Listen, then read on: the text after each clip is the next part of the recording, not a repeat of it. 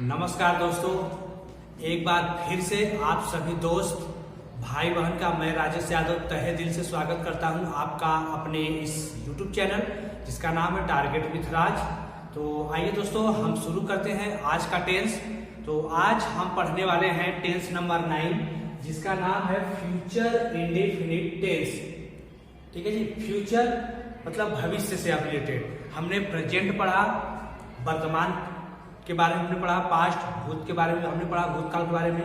अब हम पढ़ने वाले हैं फ्यूचर टेंस यानी भविष्यत काल के बारे में। और फ्यूचर में हम आपको 4 टेंस पढ़ाएंगे: future indefinite, future continuous, future perfect और फ्यूचर परफेक्ट कॉन्टिन्यूअस। ये 4 टेंस हम आपको फ्यूचर टेंस में बताएंगे। ठीक है दोस्तों, तो इसके पहले हमने कल की वीडियो में आपको पास्ट परफेक्ट कॉन्टिन्यूअस टेंस हमने आपको बताया, उसमें हमने आपको पहचान के बारे में बताया, सहायक क्रिया के बारे में बताया, उसमें सिंस और फॉर से रिलेटेड भी चीजें मैंने आपको सारी चीजें मैंने आपको बता रखा है। ठीक है जी, आई होप कि आपको सब कुछ क्लियर हुआ होगा। तो आइए बिना टाइम वेस्ट किए हम शुरू करेंगे फ्यूचर और इंडेफिनिट टेंस। और फ्यूचर टेंस में जब भी बात की जाए, चाहे वो टेंस की बात की जाए, चाहे वो एक्टिव पैसिव की बात की जाए, चाहे वो नरेशन की बात की जाए, ठीक है, किसी की भी बात की जाए, एकदम हम वहां पर फ्यूचर टेंस की बात हो गई तो हम अमूमन शैल और विल की बात करते हैं। ठीक है जी, शैल और विल की बात हम करते हैं। कहां पर शैल लगेगा, कहां पर विल लगेगा, ये सारी चीजें जो है आज हम आपको क्लियर कर देंगे। क्योंकि आज ये चीज अगर आपका क्लियर हो जाएगा तो आप चाहे डायरेक्ट इनडायरेक्ट कर लीजिए, चाहे एक्टिव पैसिव कीजिए, चाहे वो आप टेंस की बात कर लीजिए, आप विल और शैल को कभी भी नहीं भूलेंगे। क्लियर है?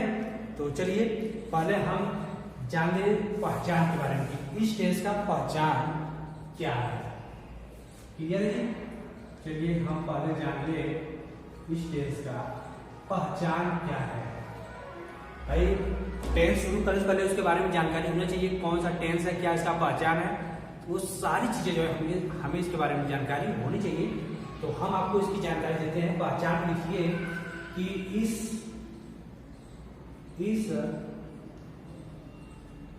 टेंस के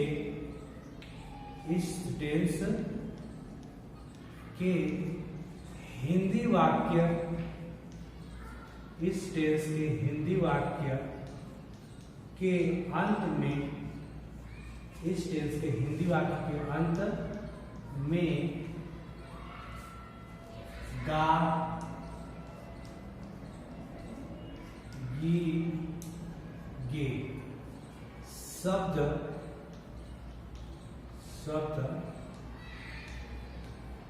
आते हैं। क्लियर है? इस टेंस के हिंदी वाक्य में गा, गी, गे आदि इतने शब्द आपको मिलेंगे। इस टेंस की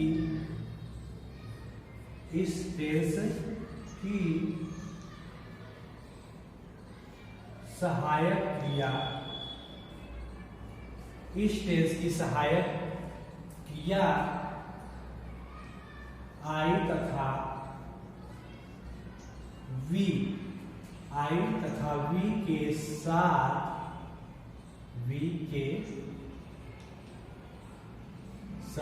शैल तथा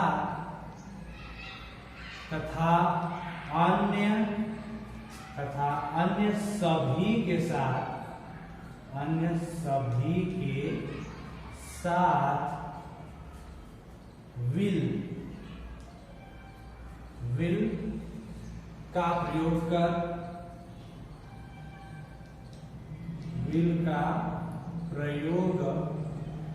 कर, वर्ब का फर्स्ट फॉर्म लगाते हैं। क्लियर है जी? ध्यान दीजिएगा, सभी टेंस हमने अभी तक जितने जो हमने आपको 8 टेंस पढ़ा दिया है, चाहे वो प्रेजेंट इंडेफिनिट हो, प्रेजेंट कॉन्टिन्यूअस हो, प्रेजेंट परफेक्ट हो या प्रेजेंट परफेक्ट कॉन्टिन्यूअस, और ऐसे ही past indefinite, past continuous, past perfect और पास्ट परफेक्ट कॉन्टिन्यूअस।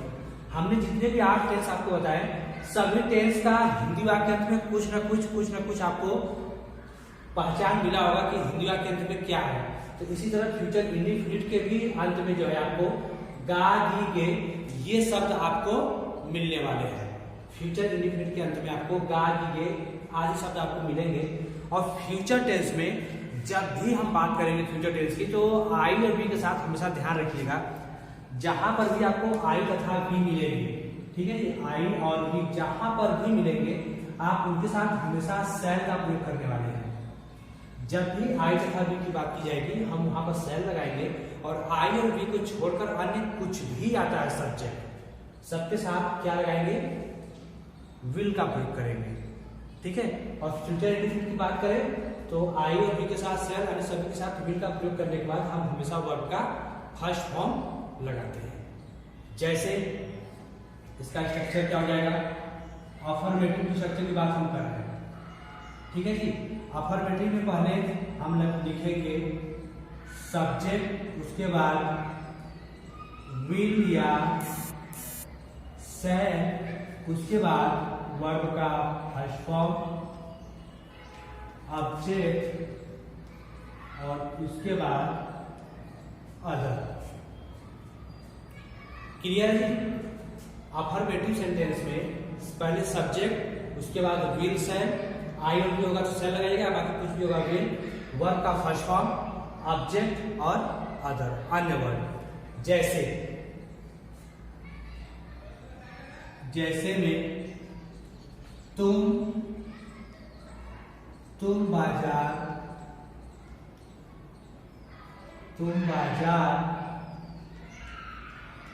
जाओगे, ठीक है जी। आप इसका अनुवाद बनाते रहिए, ट्रांसलेट आप जो है करते रहिए। मैं फल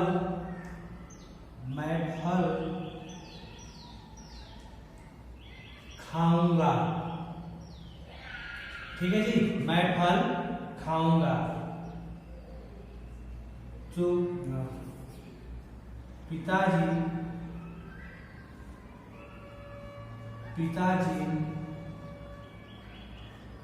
कल स्नान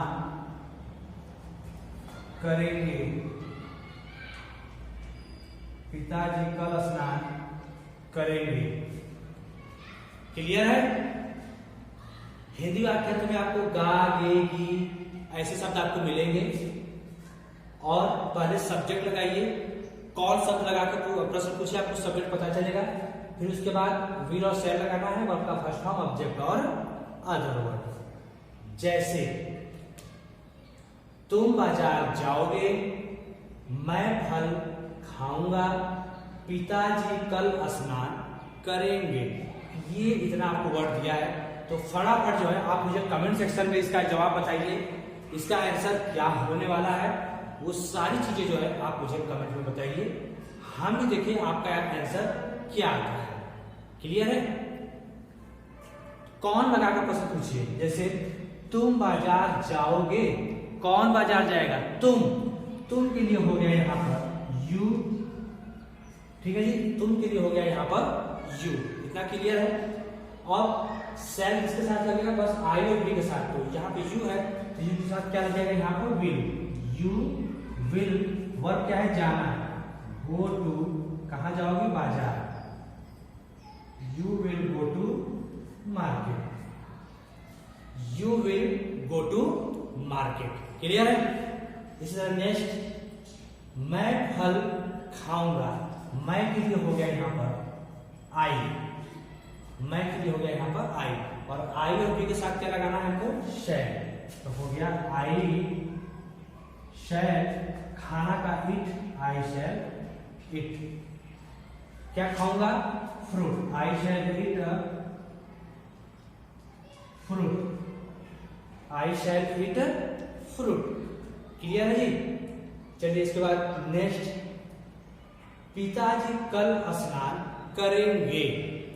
देखिए फ्यूचर टेंस में जब भी कल शब्द आएगा तो हमेशा कल के लिए हम टुमारो का यूज करेंगे, क्योंकि फ्यूचर टेंस में भविष्य की बात की जाएगी, यानी कल होने वाली जो कल की बात की जाएगी। तो आप ध्यान रखिएगा, जब भी फ्यूचर टेंस में अगर कल शब्द की बात आएगी तो हम हमेशा टुमारो का यूज करेंगे। यस्टरडे वहां पर हमें नहीं यूज करना है। क्लियर है? तो चलिए, पिताजी का स्नान करेंगे हो गया यहाँ पर हमारा father will bath tomorrow. Father will bath tomorrow. Clear है जी? तो फटाफट इसको नोट कर लीजिए एक बार, फिर हम आपको निगेटिव तरफ लेके चले, क्योंकि फ्यूचर इंडेफिनिट बहुत अच्छा टेंस है, बस समझने की देरी है। पहचान बस ध्यान रखिए, क्या हिंदी वाक्यांश में गा गे गी है, आई और भी रहेगा तो सेल लगाइए। बाकी कुछ भी वर्ड आपको आ जाए, कोई भी सब्जेक्ट रहे, बस आई और भी को छोड़कर, तो सबके साथ आप विल का प्रयोग कर दीजिए। ठीक है? वर्ब का फर्स्ट फॉर्म, ऑब्जेक्ट और अदर। तो चलिए नेक्स्ट हम पढ़ते हैं निगेटिव की तरफ। निगेटिव की तरफ बढ़ा जाए।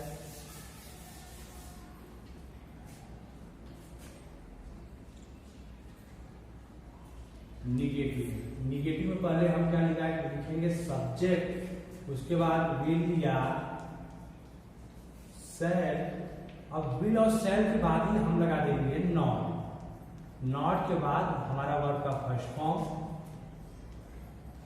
ऑब्जेक्ट और अदर वर्ड। क्लियर है? ध्यान रखिएगा, विल और सेल के बाद ही जो है हम नॉट वर्ड यूज करेंगे। नॉट के बाद बाकी हमारा सेम ज्यो का त्यों चलता रहेगा। जैसे जैसे चिड़िया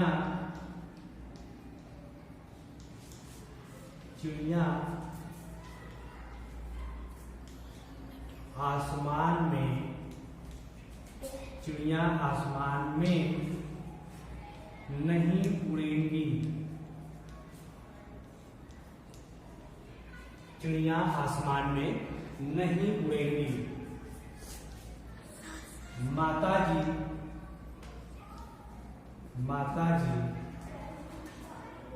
पूजा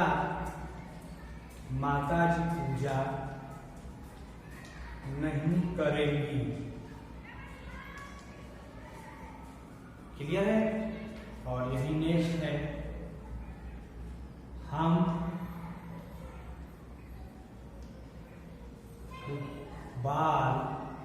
हम फुटबॉल नहीं खेलेंगे। ठीक है जी? इतना वर्ड आपको दिया है। निगेटिव सेंटेंस ध्यान रखिएगा, विल और सेल के बाद ही हमको नॉट लगाना है, और पहचान गा गे गी। ठीक है जी? इतना दिया है। और देखिए नहीं शब्द आया है, नहीं शब्द है तो किसके? विल और सेल के बाद नॉट लगाना है। और कब सेल लगेगा? आई और बी के साथ। बाकी कुछ भी सब्जेक्ट रहे आई बी को छोड़ के, तो सबके साथ हम लगाएंगे विल। तो चलिए फटाफट आप इसका आंसर बताइए मुझे कमेंट में। फटाफट अपने सेक्शन में आप मुझे इसका जवाब देते रहिए। ठीक है जी? फटाफट जो है आप मुझे कमेंट सेक्शन में इसका जवाब दीजिए। इसके बाद हम बात करेंगे इंट्रोगेटिव की। तब तक आप जो है अपना इसका जवाब देते रहिए मुझे कमेंट सेक्शन में। हम तब तक आपको इंट्रोगेटिव के बारे में बताते हैं।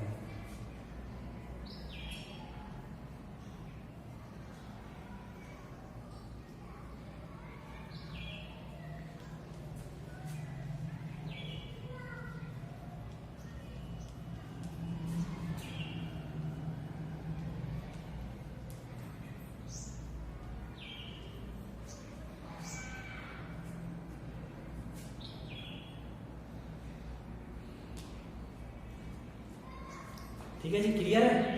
चलिए निगेटिव आपको बता रहे हैं, सब्जेक्ट विल सेल पर हम नॉट लगाएंगे, वर्ब का फर्स्ट फॉर्म, ऑब्जेक्ट और अदर। इतना है। अब हिंदी में देखिए पहला क्या दिया है कि चिड़िया आसमान में नहीं उड़ेंगी। सब्जेक्ट क्या है? चिड़िया, द बर्ड्स। यहाँ पर हम लगाएंगे विल, क्योंकि आई और बी के साथ हमको सेल लगाना है। हो गया the birds will not fly. The birds will not fly. कहां नहीं उड़ेंगी? आसमान में, in the sky, the birds will not fly in the sky. Clear है जी? चलिए नेक्स्ट, माता जी पूजा नहीं करेंगे। माता जी पूजा, मदर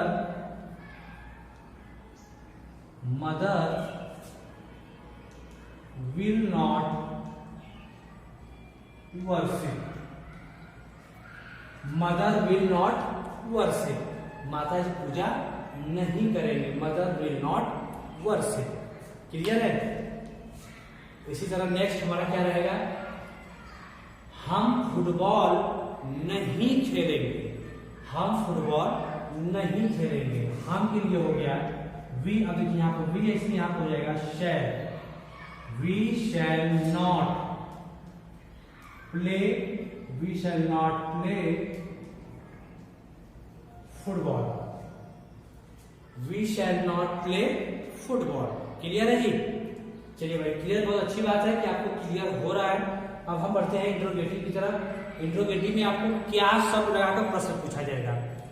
जब क्या शब्द पहले आएगा और उसमें अगर आप मैं और हम की बात की जाएगी तो पहले सेल लगा देंगे, बाकी कुछ भी पूछे पहले विल लगाएंगे, फिर सब्जेक्ट, और उसमें अगर इंट्रोगेटिव के साथ अगर निगेटिव ही दे दिया तो सब्जेक्ट के बाद हम नॉट लगाएंगे। अगर नहीं देता है तो सब्जेक्ट का वर्ब का फर्स्ट फॉर्म, ऑब्जेक्ट अदर, और लास्ट में क्वेश्चन मार्क, लास्ट में क्वेश्चन मार्क हमारा जरूर से जरूर लगाइएगा, क्योंकि बिना क्वेश्चन मार्क के हमारा सेंटेंस सही होते हुए उसे गलत मान लिया जाएगा।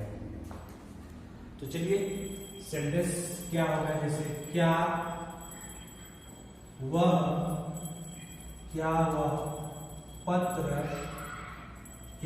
पत्र नहीं लिखेगी, क्या वह पत्र नहीं लिखेगी। ठीक है जी? क्या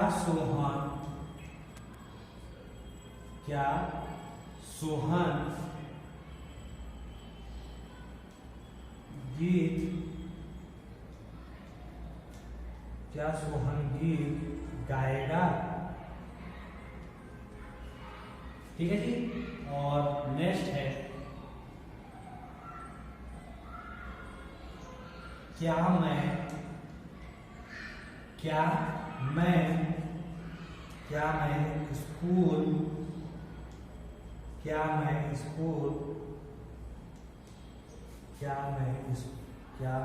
कल, ठीक है जी,